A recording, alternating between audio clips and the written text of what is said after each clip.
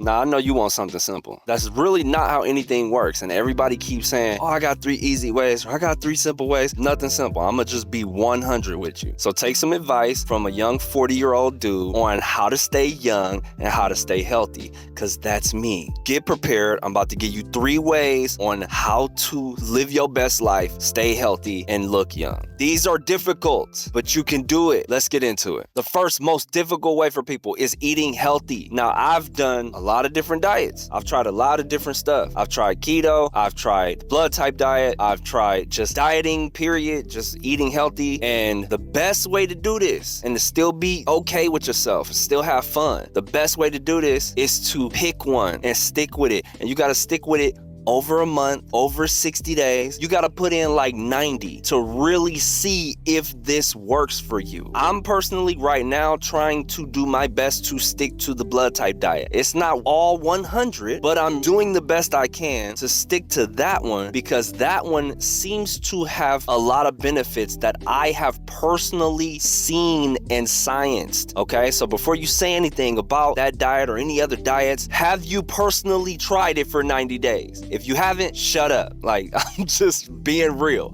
okay? You try it, skip the forums, skip the advice from everybody else, skip all of that. If you have not personally tried it, I don't want to hear it. You have to personally try it for yourself, whatever it is that you decide, and then you can make a proper assessment about it. If you haven't tried it, shut up. Like, straight up, just be quiet, okay? Because you don't know what you're talking about. You're going based off of what somebody else said, okay? Even though I'm telling you to do something right now. But listen, me personally, I've tried the blood type diet. My blood type is A. I look at a list. I see what I can and cannot eat, what things are neutral, what things are good, what things are bad, and I make a decision based off of that. Is it challenging? Yes, it's challenging, okay? On top of everything else you got to do in your life, yes, it's challenging to think like that. But guess what? You have to think every single day. So why not be intentional with your thinking? The second hardest way is staying active. That's hard. Going to the gym, running, jogging, doing jumping jacks in your own house, it's difficult. You have to constantly remind yourself. You have to constantly pull yourself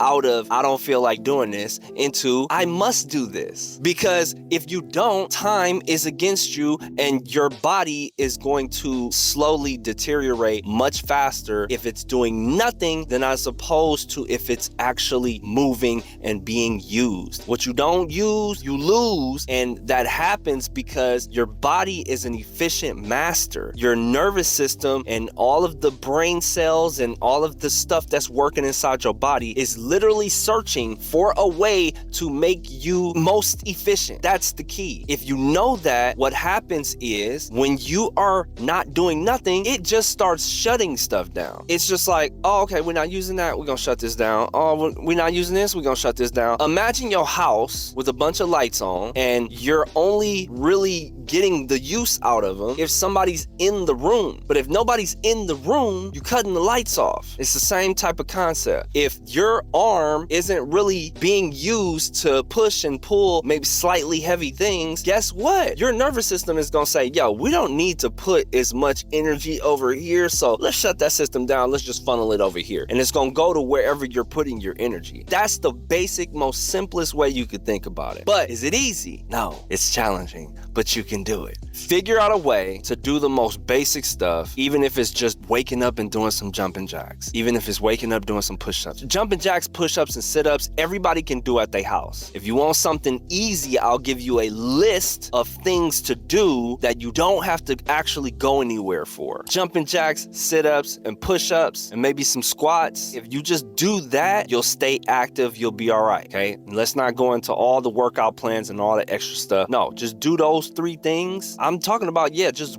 a few times, Even if you just do that, you'll at least start the process of improving your body structure. We just want to start there because it's difficult. All right, and the last thing, this one is a beast because everybody think you're going to die if you don't do this. Fasting. And I mean, they think you'll die if you don't eat, and you won't. It actually is beneficial for you. Do you understand how much energy it takes to break down food? Okay, it takes a ridiculous amount of energy and focus for your entire body and brain to put into to be able to do these things. Think about what it has to do on just a basic level. First, it has to break the food down. Then it has to cycle through, okay, where are the nutrients? Let me get what I can get up out of here. And most of the time, you ain't putting a whole lot of nutrient stuff in your body. So it's like really trying hard to find something to give you so that you can feel a little good. Then it is really trying to get rid of that stuff. Think about it. That's a lot. That's 3 different processes that you are putting your body through just for sticking something in your mouth. And let's not get crazy, but just for taking a bite out of something, just for drinking Kool-Aid or whatever, you are forcing your body to have to figure out, this is coming in, let's figure out where's the nutrients at. Then we gotta try and put that somewhere. Then we gotta get the waste out of the body. It's too much. It's a lot. And if you just stop that process, like after the 3rd one, and you're like, okay, I'm gonna allow my body to get rid of the waste, and then I'm gonna let it just chill. Guess what? Then your body is like, oh, your brain is like, oh, okay, let's see what else we can do around here. That's like cleaning up the crib, turning off all the lights that ain't being used, and then you like, hey, what else can I do? Maybe I can read a book. Maybe I can study. Maybe I can work out. Maybe I can blah, blah, blah. That's when it's going to start operating in its most optimal level, is when you give it a chance to breathe. People don't understand how complex the process of eating is. It's extremely complex, and it uses a ridiculous amount of energy out of your brain and body to process that. So if you give it some time to stop, it can start addressing other things. Is this going to look a little crazy at first? Yes, it's going to look a little crazy at first, and it might feel a little crazy at first, but that's because you're running on a ridiculous system now that it's used to. So when you shake things up, of course it's going to be like, wait, what's going on here? It's like somebody coming into your job or somebody coming up to you and just being like, hey, just do this now. It's like, whoa, hold on. Let me understand what's going on. That's exactly what happens with your body. But once you get the routine down, once you get the regimen, then you're good, especially if it's a more efficient process or if it's a more beneficial process. It's going to be better in the long run. So you got to think long term. So look, there's the 3 easy ways to stay young and healthy. No, it's not. I'm tired of people